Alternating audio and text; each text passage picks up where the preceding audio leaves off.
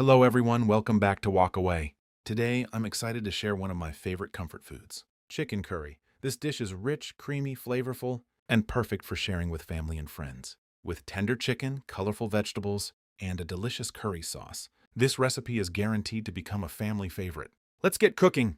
First, heat some cooking oil in a pan. Once the oil is hot, pan-fry the potatoes until they're lightly golden brown. This helps add extra flavor and keeps them from becoming too soft later on. Once done, remove them from the pan and set aside. Next, pan-fry the carrots for a few minutes, followed by the bell peppers. We just want to give them a quick cook while maintaining their texture and color. Once they're ready, set them aside together with the potatoes. Using the same pan, sauté the onions and garlic until fragrant. This simple step creates a flavorful base for our curry.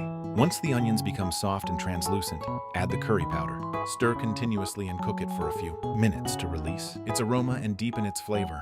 Now add the chicken and mix well. Make sure every piece is coated with the curry mixture. Cook for about 2 to 3 minutes until the chicken starts to change color. Next, pour in the coconut milk and stir everything together. Add the fish sauce and a little salt to season the dish.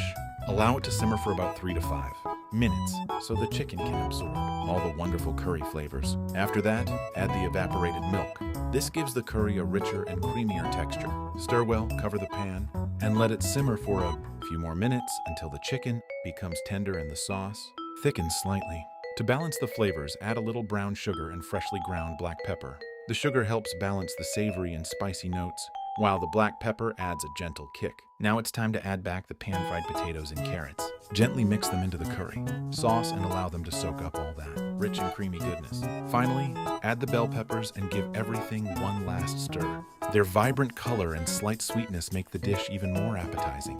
And there you have it, our creamy and delicious chicken curry is ready to serve.